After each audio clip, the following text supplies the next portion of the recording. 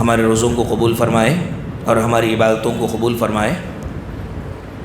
قال الملأ، یہ 9واں پارہ ہے۔ اس پارے کے اندر بھی اللہ رب العالمین نے بہت ساری باتیں بتلائی ہیں۔ چند آیتوں کے اہم نکات انشاءاللہ آج ہم معلوم کریں گے۔ اس پارے میں فرعون کے ساتھ حضرت موسیٰ علیہ السلام کا قصہ ذکر ہوا۔ اس قصے کے اندر جو اہم بات تھی وہ یہ کہ میدان میں فرعون نے اپنے جادوگروں کو جمع کیا، موسیٰ علیہ السلام بھی آئے، عصا حضرت موسیٰ علیہ السلام نے چھوڑا تو وہ جو عصا تھا اژدہا بن گیا۔ سارے جادوگر یہ دیکھ لیے کہ یہ جادوگری نہیں ہے، اس لیے حضرت موسیٰ علیہ السلام کی بات کو انہوں نے مان لیا، فوراً مسلمان ہو گئے، اسلام قبول کر لیے۔ حضرت موسیٰ علیہ السلام کے سامنے انہوں نے کلمہ پڑھ لیا۔ فرعون نے جب یہ منظر دیکھا تو اس بھڑک اٹھا، غصہ آ گیا، اور غصے کو اس نے کیسے اس غصے کو ادا کیا، کیسے اس غصے کو ظاہر کیا، اس غصے کو کن لوگوں پر ظاہر کیا۔ قرآن کہتا ہے کہ فرعون نے غصے کو ان لوگوں پر ظاہر کیا جو نو مسلم تھے، ابھی مسلمان ہوئے تھے۔ ان لوگوں سے یہ کہا کہ کیا تم میری اجازت لیے بغیر ہی مسلمان ہو گئے، موسیٰ کی بات پر آ گئے؟ چلو تم کو میں مار دوں گا، مخالف جانب سے کاٹ دوں گا، کھجوروں کے درختوں پر سولی دے دوں گا۔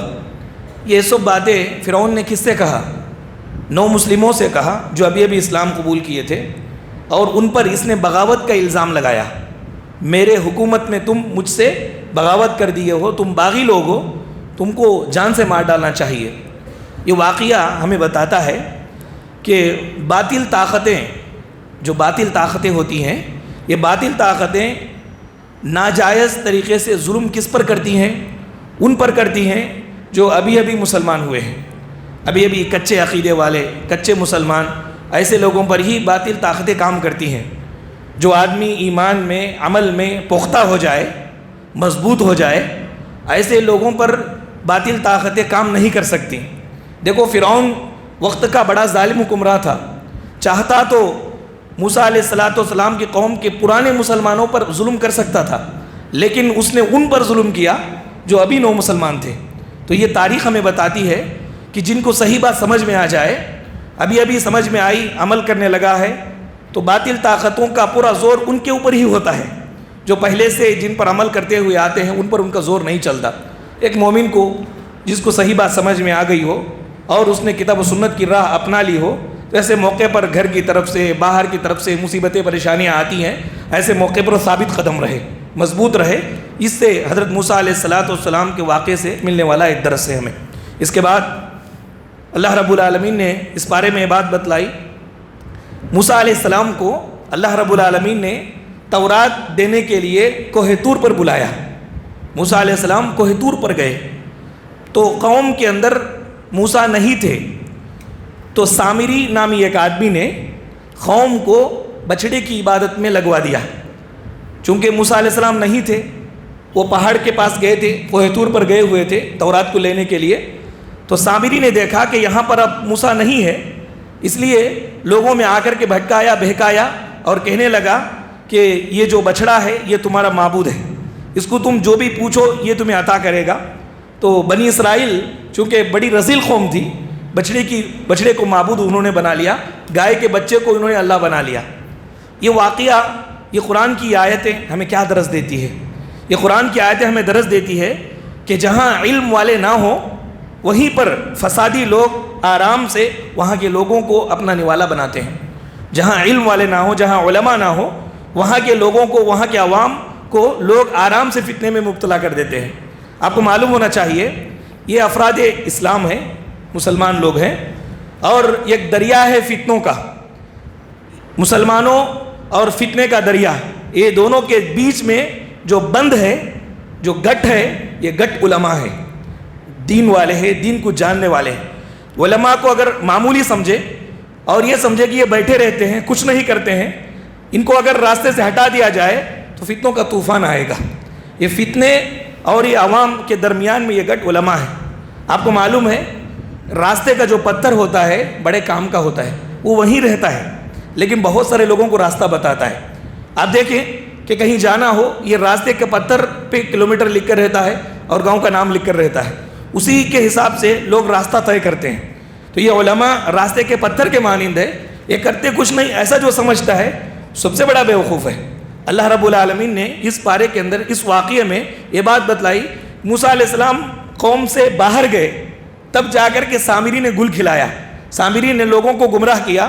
تو موسیٰ علیہ السلام چونکہ وقت کے نبی عالم، تو عالم کا قوم میں موجود نہ ہونا فتنوں کا دروازہ کھلنا ہے، فتنوں کا دروازہ کھلتا ہے۔ اس کے بعد اللہ رب العالمین نے، آپ دیکھیں مرزا غلام احمد قادیانی، یہ قادیانیوں کا جو بڑا ہے، وہ خود اپنے بارے میں لکھتے ہوئے کہتا ہے کہ علماء اکرام اگر درمیان میں نہ ہوتے تو ہندوستان کی اکثر نوجوان نسل میرے تابع ہو جاتی، اکثر نوجوان نسل مجھے مان لیتی۔ یہ علماء اکرام ہی ہیں جو مجھ سے ان نوجوانوں کو انہوں نے دور رکھا۔ یہ خود وہ اپنے طور پر اعتراف کر رہا ہے۔ میرے بھائیوں، یہ ہم لوگوں کو سمجھنے کی ضرورت ہے۔ اس کے بعد اللہ تعالیٰ نے کہا بنی اسرائیل اکثر موسیٰ علیہ السلام کے نافرمان تھے، لیکن بعض بنی اسرائیل موسیٰ علیہ السلام کی بات کو مانتے تھے۔ تو جو لوگ مانتے تھے، موسیٰ کی اتباع کرتے تھے، اللہ رب العالمین نے ان کے اوپر انعامات نازل فرمائے، انعامات اللہ تعالیٰ نے ان کو دیا۔ من و سلوہ، یہ جو حلوہ تھا اللہ تعالیٰ نے ان کو دیا، کئی قسم کے انعامات اللہ نے دیے۔ یہ بات بتا کر اللہ تعالیٰ نے ہمیں یہ نصیحت کی کہ نافرمان لوگوں میں فرما بردار لوگ اگر ہوں تو فرما بردار لوگوں کو الگ سے اللہ تعالیٰ خصوصی انعامات دیتے رہتے ہیں۔ ایسا نہیں ہوتا کہ نافرمان لوگ بہت ساری چیزوں سے محروم ہیں تو فرما بردار لوگ بھی ان میں پڑھ کر کے محروم ہو جائیں گے، نہیں، اللہ تعالیٰ فرما برداروں کو الگ سے حفاظت کرتا ہے، الگ سے اللہ تعالیٰ فرما برداروں کو دیتا ہے، نوازتا ہے، انعامات کرتا ہے۔ ایک مومن کو ہمیشہ اللہ کا فرما بردار بن کر کے رہنا چاہیے۔ اس کے بعد اللہ رب العالمین نے یہ بات بتلائی، کائنات کے اندر، زمین میں، آسمان میں اللہ کی جو نشانیاں ہیں، بڑی بڑی نشانیاں، اللہ کی نشانیاں ان لوگوں کو فائدہ نہیں دیتی جو لوگ اللہ رب العالمین کا انکار کرنے والے ہیں۔ اللہ کی نشانیاں گمراہ لوگوں کو فائدہ نہیں دیتی، جو صحیح راستے پر ہیں ان لوگوں کو ہی رب کی نشانیاں فائدہ دیتی ہے۔ آپ دیکھیں سورج کا نکلنا، سورج کا ڈوبنا، چاند کا نکلنا، چاند کا ڈوبنا، صبح کا آنا، رات کا آنا جانا، یہ ساری چیزیں جب ایک مومن بندہ یا بندی غور کرتی ہے تو اس موقع پر اس کو سمجھ میں آتا ہے کہ واقعتاً پروردگار بڑا قدرت والا ہے۔ اللہ نے فرمایا کہ وَلَقَدْ ذَرَأْنَا لِجَهَنَّمَ كَثِيرًا مِنَ النَّاسِ لَهُمْ قُلُوبٌ لَا يَفْقَهُونَ بِهَا وَلَهُمْ أَعْيُنٌ لَا يُبْصِرُونَ بِهَا وَلَهُمْ آذَانٌ لَا يَسْمَعُونَ بِهَا أُولَٰئِكَ كَالْأَنْعَامِ بَلْ هُمْ أَضَلُّ۔ کتنے ایسے لوگ ہیں جنات میں، انسانوں میں، اللہ نے ان کو آنکھیں دی، دل دیا، کان دیا، لیکن اس سے وہ فائدہ نہیں اٹھاتے۔ فائدہ کیوں نہیں اٹھاتے؟ کیونکہ یہ گمراہ لوگ ہیں۔ اللہ تبارک و تعالیٰ کی نعمتیں دیکھنے کے لیے آنکھیں تو ہے، دیکھتے نہیں ہیں۔ جس نظر سے دیکھنا ہے اس نظر سے اللہ تبارک و تعالیٰ کی ان نشانیوں کو نہیں دیکھتے۔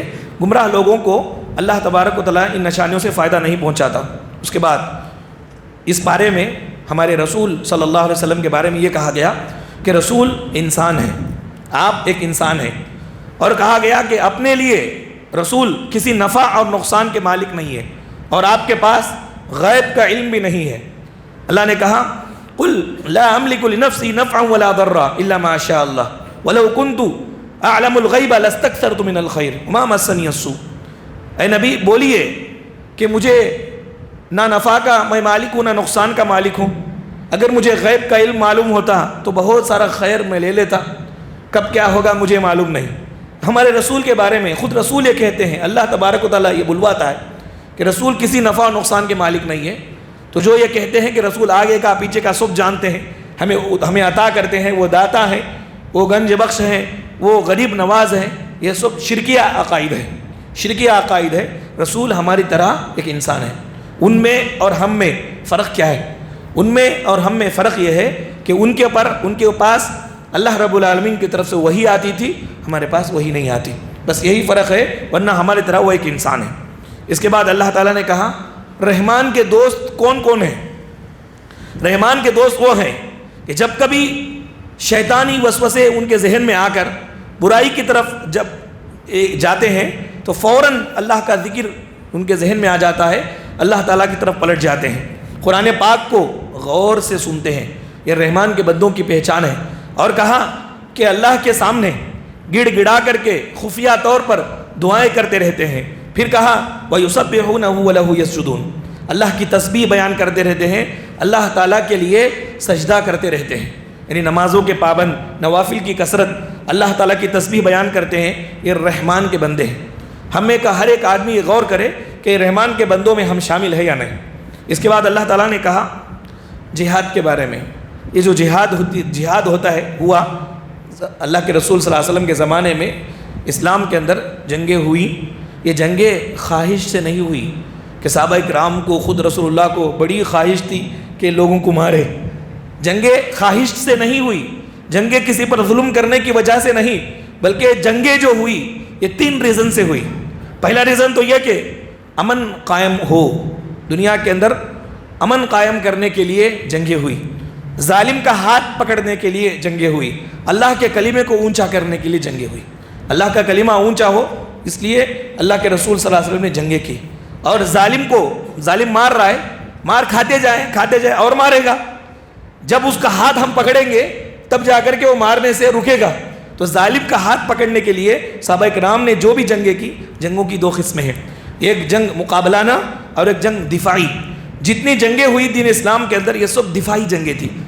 سامنے والا مارنے کے لیے آ رہا ہے، اپنے آپ کو بچانے کے لیے اللہ کے رسول صلی اللہ علیہ وسلم نے جنگیں لڑی۔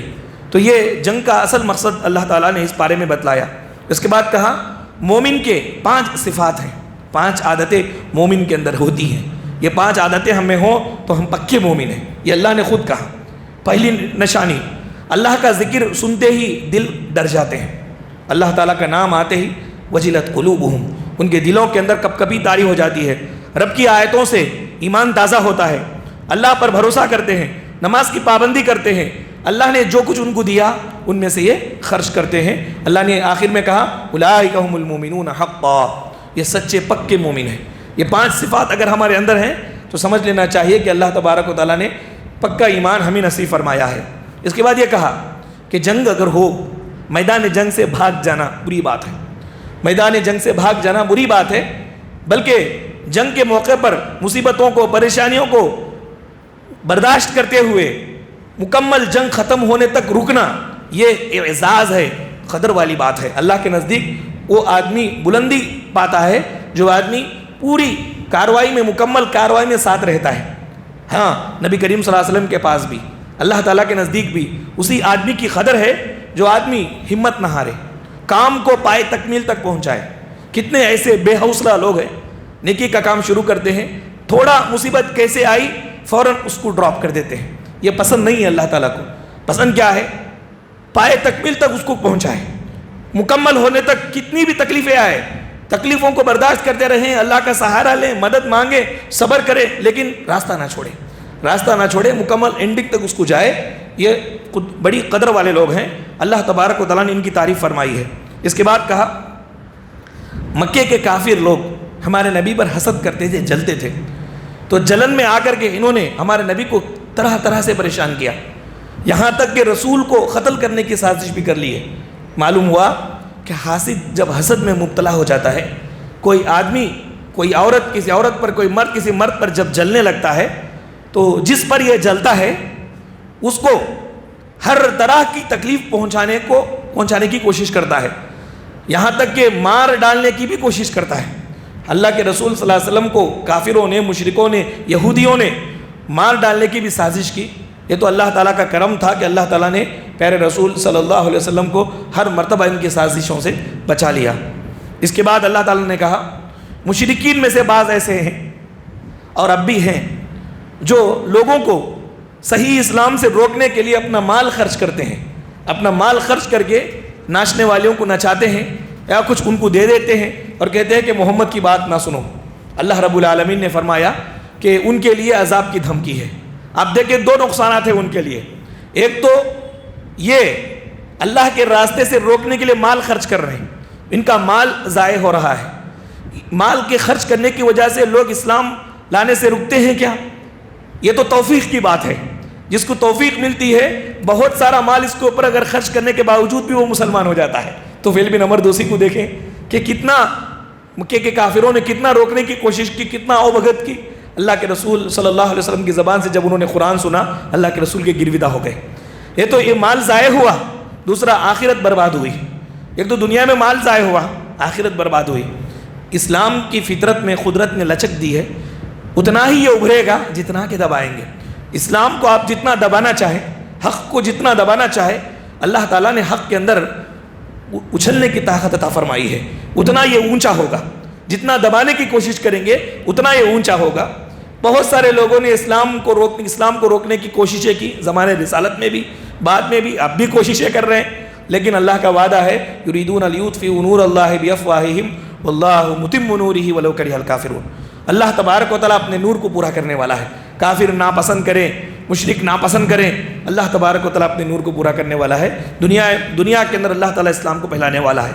اس کے بعد اللہ رب العالمین نے اس پارے کے اندر بتلایا, اصل میں جنگ ہو جانے کے بعد جو مال آتا ہے, جیت جانے کے بعد دشمن جو مال چھوڑ کر کے چلے جاتے ہیں, یہ مال تقسیم کیسے کرنا, اس تعلق سے صحابہ اکرام کے اندر چرچا ہوا, اختلاف ہوا. اللہ رب العالمین نے سورہ انفال نازل فرمائی. انفال نازل فرما کر کے یہ مال کیسے تقسیم کرنا, انصاری صحابی کو کتنا ملنا, مہاجر صحابہ کو کتنا ملنا, گھوڑے پہ سوار ہو کر کے جہاد کرنے والے کو کتنا ملنا, یہ سارے قوانین اور یہ اللہ نے نہیں بتلائے. سب سے پہلی بات اللہ نے بتلایا یسألونک عن الانفال قل الانفال للہ والرسول. اے نبی, یہ لوگ آپ کو یہ مال تقسیم کرنے کے بارے میں پوچھتے ہیں, ان کو بولیے یہ تقسیم کی ذمہ داری تمہاری نہیں ہے, یہ تقسیم کی ذمہ داری اللہ کی ہے, رسول کی ہے. فاتقوا اللہ واصلحوا ذات بینکم, اللہ سے ڈرو, آپس کے معاملات اور تعلقات صحیح کر لو. یہ اختلافات جو تم کر رہے ہو, معاملات تم صحیح کر لو. بات چل رہی تھی مال کیسے تقسیم کرنا, اللہ ڈانٹ رہا ہے کہ آپس کے اختلاف کو تم صحیح کر لو, تم معاملات کو درست کر لو, تعلقات کی اصلاح کر لو. معلوم یہ ہوا کہ دنیا کے مال و متاع سے کہیں زیادہ بہتر ہمارے تعلقات ہیں. مال و دولت کی وجہ سے تعلقات کے اندر کمی آ رہی ہے, مال و دولت کو لات مارنا چاہیے. اور عہدہ اور منصب کی وجہ سے تعلقات کے اندر کمی آ رہی ہے, عہدہ اور منصب کو لات مارنا چاہیے. اور اسی طرح سے دوسرے کسی بھی وجہ سے آپسی تعلقات کے اندر کمزوری آ رہی ہے, دراڑیں پڑ رہی ہے, دشمنیاں پیدا ہو رہے ہیں. جن چیزوں سے دشمنیاں پیدا ہو رہی ہے, اسلام کہتا ہے کہ ان چیزوں کو دور کرو, تعلقات مضبوط کرو. تعلقات اہم ہے, ایمان کی نشانی ہے. جتنا زیادہ مومن بھائی سے, یعنی جتنا زیادہ دل میں اللہ پر ایمان مضبوط ہوتا ہے, اتنا اپنے مومن بھائی سے محبت اتنی زیادہ ہوتی ہے. مومن بھائی سے محبت کی کمی ہمارے ایمان کی کمزوری ہے. یہ بات اللہ نے بتلائی. فاتقوا اللہ واصلحوا ذات بینکم. مال و دولت کوئی اہم نہیں ہے, عہدہ منصب کوئی اہم نہیں ہے, دنیا کے کوئی دوسری چیزیں اہم نہیں ہیں. اہم کیا ہے؟ اہم تعلقات ہے. تعلقات کو مضبوط کرو, تعلقات کو صحیح رکھو, اصلاح کرو. اس کے بعد اللہ تعالیٰ نے کہا دین کے راستے میں چلتے ہوئے کوئی مصیبت آئے تو کیا کرنا. دین کے راستے میں چلتے ہوئے مصیبت آئے تو دین کو چھوڑ کر کے چھوڑ دینا نہیں. دین کے راستے پر اگر کوئی مصیبت آئے تو دین کے راستے پر قائم رہتے ہوئے اللہ سے یہ دعا کرنا ربنا افرغ علینا صبرا وتوفنا مسلمین. اللہ ہمارے اوپر صبر کو انڈیل دے اور مسلمان کی حالت میں ہمیں وفات عطا فرما. اسلام کو چھوڑنا نہیں ہے بلکہ اللہ تعالیٰ سے دعا کرنا ہے کہ ایسے کٹھن موقع پر ہمیں صبر عطا فرما. اسلام کو چھوڑنا نہیں ہے. اسلام کو چھوڑنے والا بیوقوف ہے. مصیبت اور پریشانی کے موقع پر اسلام کا سودا نہیں کرنا چاہیے بلکہ مصیبت سے یہ کہہ دینا ہے کہ اللہ تعالیٰ بڑا ہے. یہ نہ کہو, یہ مت کہو خدا سے میری مصیبتیں بہت بڑی ہیں, میری مشکلیں بہت ہیں, بلکہ ان مشکلوں سے کہہ دو میرا خدا بڑا ہے, اللہ رب العالمین بہت بڑا ہے. مصیبتوں کے موقع پر اللہ تعالیٰ سے دعا کا سہارا لے. اس کے بعد نبی کریم صلی اللہ علیہ وسلم کے ذریعے سے 4 چیزوں کی تعلیم اللہ نے ہم کو دی. یہ 4 چیزوں پر ہم سب کو عمل کرنا چاہیے. ایک, معاف کرتے رہنا چاہیے. کوئی بھی غلطی کرے ہمارے گھروں میں, معاشرے میں, سوسائٹی میں, اور وہ معافی مانگے تو معاف کرتے رہنا چاہیے. معاف کرنا کیا ہے؟ بہت بڑی دولت ہونے کے ساتھ ساتھ انسان کے اونچے مقام کو بتاتا ہے. جو کم ظرف ہوتا ہے, جس کا اسٹیٹس کم رہتا ہے, وہ معاف نہیں کرتا, لیکن جس کا اسٹیٹس بڑا رہتا ہے وہ معاف کرتا ہے. چنانچہ معافی کی عادت ڈالو. پھر اس کے بعد کہا بھلائی کا حکم دیتے رہو, جاہلوں کے منہ نہ لگو. جاہل آدمی آپ سے بحث کرتا ہے, آپ صحیح بات بول رہے ہو, وہ الٹی بات کو صحیح بتانے کی کوشش کر رہا ہے, تو تم کیا کرو؟ قالوا سلاما. سلام کہہ کر کے وہاں سے گزر جاؤ، وقت کو بیکار مت کرو۔ پھر اس کے بعد کہا کہ شیطانی وسوسے اگر ذہن میں آئے اللہ کی پناہ پکڑو، خذ العفو وامر بالعرف واعرض عن الجاہلین واما ينزغنک من الشیطان نزغ فاستعذ باللہ۔ یہ نبی کریم صلی اللہ علیہ وسلم کے ذریعے سے ساری امت کو یہ تعلیم دی گئی کہ یہ 4 چیزیں ہم میں ہونے چاہیے۔ اس کے بعد اس بارے میں اللہ تعالیٰ نے بڑے پیار سے یا ایھا الذین آمنو، یہ پیار سے خطاب، 5 حکم 5 احکام دیا پیار سے خطاب کر کے۔ سلف کہتے تھے کہ اللہ تعالیٰ جو بھی آرڈر دیتا ہے مشقت کا کام ہو تو یا ایھا الذین آمنو کہتا ہے۔ تو یہ یا ایھا الذین آمنو کہنے کی سننے کا جو مزہ ہے، یہ مزہ سننے کے بعد مشقت والے کاموں کی مشقت ہم بھول جاتے ہیں، تھکان ختم ہو جاتی ہے، کیونکہ اللہ تعالیٰ اتنے پیار سے ہمیں پکار رہا ہے یا ایھا الذین آمنو۔ یہ بڑا پیارا لقب ہے اللہ کی طرف سے، اے مومن مردوں اور عورتوں۔ اللہ تعالیٰ اس بارے میں 5 احکام بتائے یا ایھا الذین آمنو کہہ کر۔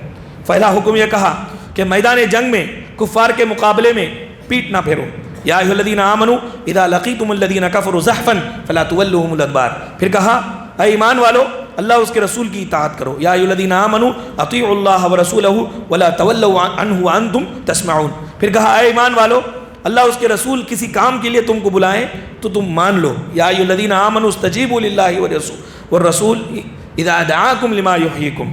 پھر کہا کہ اے ایمان والو اللہ اس کے رسول کی خیانت نہ کرو، اللہ جو بھی بولے، رسول جو بھی بولے اس میں خیانت مت کرو، وہ کام کرو۔ پھر اس کے بعد کہا کہ امانتوں میں خیانت مت کرو۔ اور 5ویں جگہ اللہ نے کہا کہ اے ایمان والو اللہ تعالیٰ سے ڈرو، اللہ تبارک و تعالیٰ تمہیں الگ کرے گا دوسرے لوگوں سے، تمہیں ممتاز کرے گا، حق اور باطل یہ دونوں کے درمیان تمیز کرنے کی صلاحیت تمہیں دے گا۔ یا ایھا الذین آمنوا ان تتقوا اللہ یجعل لکم فرقانا ویکفر عنکم سیئاتکم ویغفر لکم، تمہارے گناہ بھی معاف کرے گا اور تم کو بخش بھی دے گا، اللہ تعالیٰ مغفرت بھی کرے گا، تمہارے گناہ بھی معاف کرے گا، تمہیں دل کے اندر نور بصیرت دے گا۔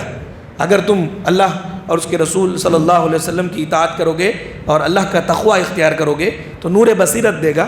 نور بصیرت کیا ہے؟ نور بصیرت یہ ہے کہ اگر کوئی آدمی ہمیں آ کر کے غلط راستے کی طرف رہنمائی کرنا چاہتا ہے تو یہ جو نور بصیرت ہے اس سے ہم پہچان لیتے ہیں کہ یہ میٹھی باتوں میں میٹھا زہر دے رہا ہے، میٹھا زہر دے رہا ہے، قرآن سے ہم کو دور کر رہا ہے، رسول اللہ صلی اللہ علیہ وسلم کی حدیثوں سے ہم کو دور کر رہا ہے، ہم کو سمجھ میں آ جاتا ہے۔